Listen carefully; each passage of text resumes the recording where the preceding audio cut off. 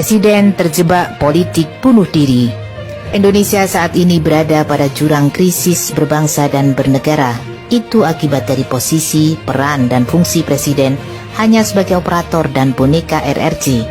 Presiden tidak menyadari, sangat mungkin tidak paham bahwa RRC menjadi ancaman nyata bagi Indonesia, baik aspek ideologi, politik, ekonomi, sosial, budaya, dan keamanan negara.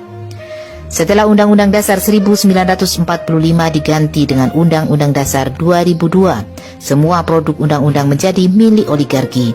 Rezim mulai menjelma menjadi rezim otoriter. Aparat keamanan termasuk kekuatan intelijen dimainkan sebagai alat pelindung Presiden. Presiden membangun poros Indonesia-Cina melalui penandatanganan MOU bermacam-macam proyek strategis nasional dengan Xi Jinping. Jokowi juga menyerahkan desain ibu kota negara baru kepada Cina.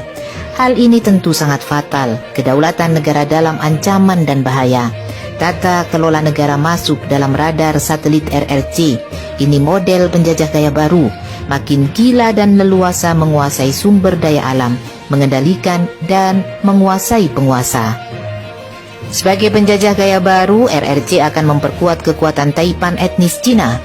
Mereka akan memindahkan warga Cina ke Indonesia dengan dalih sebagai TKA di semua wilayah Nusantara, terutama untuk kawasan Kalimantan, Maluku, Sulawesi, Papua yang memiliki pelabuhan besar.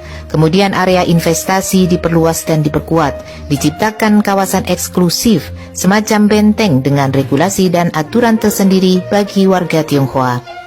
Kalau kekuatan ini sudah relatif terkendali, untuk keamanan jangka panjang RRC dipastikan akan membangun pangkalan militer dengan alibi melindungi investasi, keselamatan dan keamanan TKA Cina.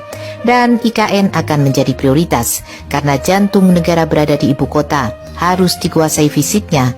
Saat itulah Indonesia sempurna menjadi satelit RRC. Indikasi ke arah sana terlihat jelas, nyaris semua produk hukum wajib berhaluan pro RRC. Itu jaring-jaring komunis.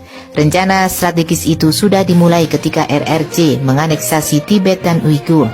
Kalau semua rencana RRC sudah berjalan, saat itu Indonesia ambruk, runtuh dan bubar.